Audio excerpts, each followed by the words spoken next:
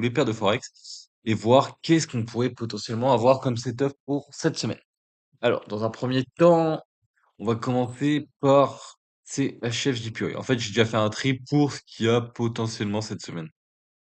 CHF JPY, on va pas aller en 1 heure, on va aller en daily directement. Faut savoir que les JPY, ils ont pris une grosse tartine du coup en début février. Le 10 février, là, il y a eu deux belles bougies rouges. Maintenant, là, si on regarde, on est quand même très haussier, hein. Très haussier, il fallait un retracement.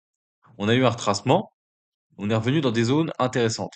On n'a pas break de structure, disons à la hausse. Notre structure protégée reste toujours, du coup, tac, hop,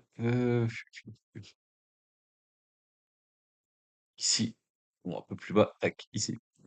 Si vous avez compris, de toute façon, comme je vous ai montré, notre structure protégée reste ici.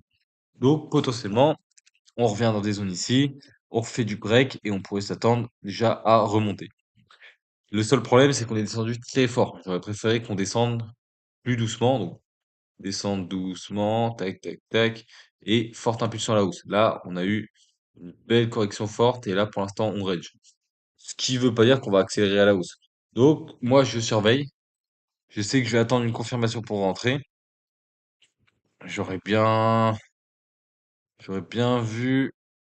Est-ce que ce bloc-là, ouais, on l'a déjà retesté. Là, pour l'instant, on fait pas une super bougie. Donc, si je vois quelque chose là-dedans, tac. Là, ouais, là, je pourrais me placer sur quelque chose comme ça. Ou alors, si on break, bah, je pourrais me placer sur cette zone-là. À voir.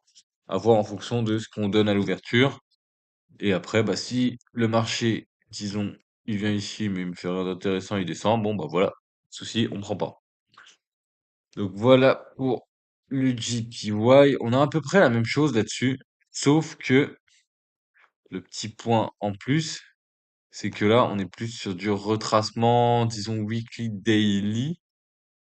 On a fait un retracement plus violent. On est même revenu chercher ce bloc-là. Vous voyez, les bougies là, elles sont assez puissantes.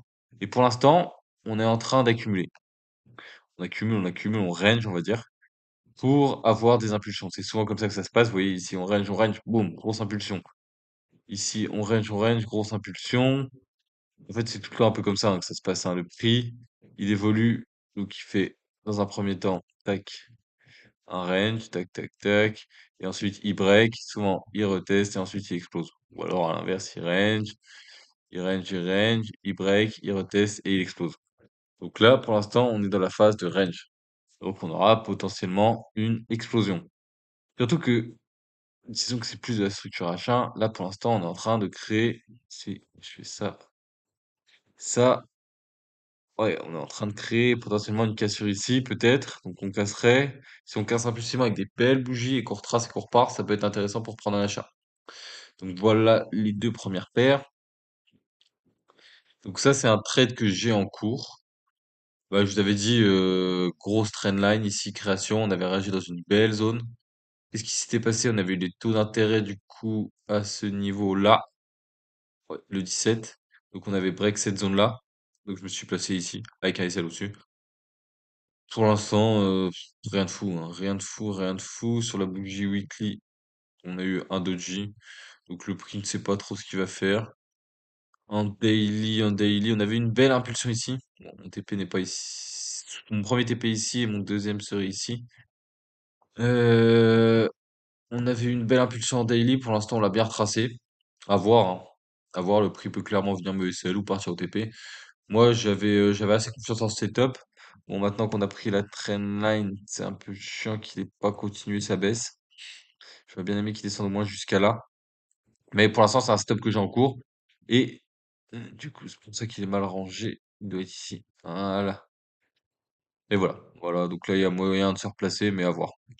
Donc lui, il m'avait sorti avec le spread, comme je vous avais envoyé dans mon canal Telegram cette semaine. Je vous avais dit que j'attendais de le vendre, bah, depuis ici. À chaque fois, je le vends, mais il a du mal à partir. Donc, est-ce que c'est un bug de broker? Non, il nous reste toujours du déséquilibre qui est au-dessus. Mais pour moi, on a toute cette liquidité en bas à venir chercher. C'est tac, Hop là. Ouais, on a tout ça à venir chercher, on n'arrive pas, on range. Et là, est-ce qu'il y a quelque chose? Bon, moi, je chercherai des ventes, hein, comme vous l'avez bien compris. Mais à quel niveau? Là, c'est un peu plus dur, hein. Parce que comme on peut voir sur ce genre de paire, oui, il vient réagir là-dedans, il vient réagir là-dedans, il vient réagir là-dedans. Bah, comme on parlait tout à l'heure, le range, cassure, retest, explosion à la baisse. Vous voyez, lui, il a tendance à, des fois, bah, souvent range, gros mouvement. Range, gros mouvement. Là, range, gros mouvement. Là, potentiellement range, pour aller continuer à faire ce gros mouvement. Voilà, pour l'instant, pour le choper, ça va être assez compliqué. Bon, là, on vient potentiellement prendre le dernier injus sur cette leg-là. À voir, à voir. Faudrait qu'il casse maintenant, quoi. Faudrait qu'il casse maintenant pour partir. Celui-là, je vous avoue, il est un peu plus compliqué. Bon, on sait qu'on a la tendance, mais il va falloir réussir à choper une entrée. Et on va essayer de la choper là-dedans. À voir. Ensuite, Euro AOD. Euro AOD, comme vous voyez, là, ça fait depuis bien longtemps qu'il fait des belles bougies baissières. Quand on regarde monthly, tac, tac. Là, il a fait des beaux mois aussi. Ici, ici. Même celui-là, on avait une sacrée bougie. Et là, on a eu un range. Et là, on a un beau mouvement. Vous voyez, c'est toujours pareil. Là, on a eu un gros range qui a duré, du coup, depuis 2 juin jusqu'en décembre, il me semble. Ouais, décembre. Ensuite, on a le mouvement.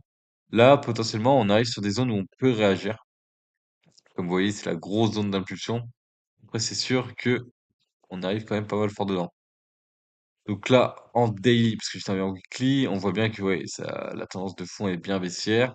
Mais nous, on va essayer de choper un retracement. Bah, retracement, on va essayer de choper un retournement. Donc là, vous voyez, en daily, en weekly, on est dans une zone intéressante. En H4, pour l'instant, on est toujours baissier, hein, on n'a rien d'intéressant. On a juste le prix qui commence à ralentir.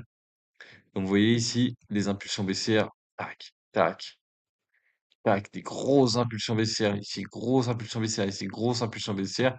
Et ici, pour baisser, tac, tac, tac, tac, tac. Le prix va beaucoup plus doucement. Donc ça commence à m'intéresser. C'est-à-dire qu'il y a beaucoup moins de vendeurs, il y a moins de force à la vente, même si on continue à descendre. Donc potentiellement, on va pouvoir choper un retournement. Va plus que falloir choper bah, la cassure, hein. La cassure, mais après, on va pas aller chercher une target de fou, hein. On va pas aller chercher les highs, hein. Parce que les highs, ils sont à je ne sais pas combien de pips. Ça va peut-être faire un peu haut. Donc là, c'est le la cassure du range. Vous voyez, il y a 800 pips, hein. Non, nous, on va aller chercher un petit TP.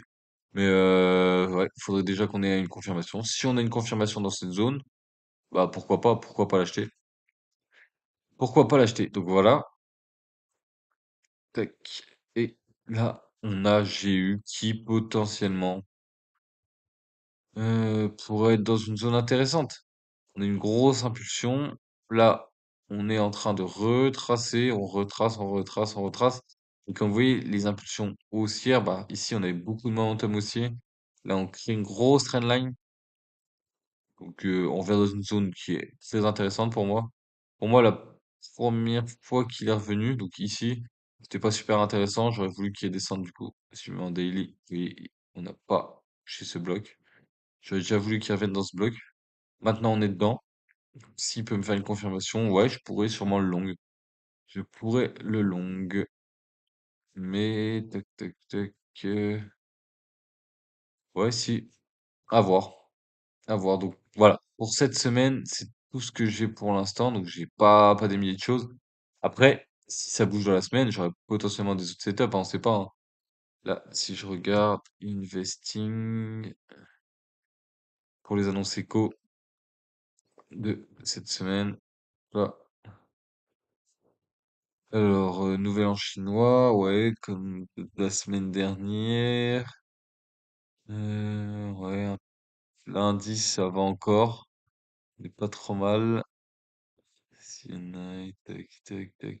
Après, il y a surtout Trump, hein. Trump, qui se fait interdire ses frais de douane parce qu'il se fait suspendre ses frais de douane par je sais plus comment ça s'appelle, mais bref. Et qui remet 15 ou 20% ce week-end. Donc ça peut bouger à l'ouverture, hein. Confiance des consommateurs. Sur l'eau, on a l'IPC. IPC.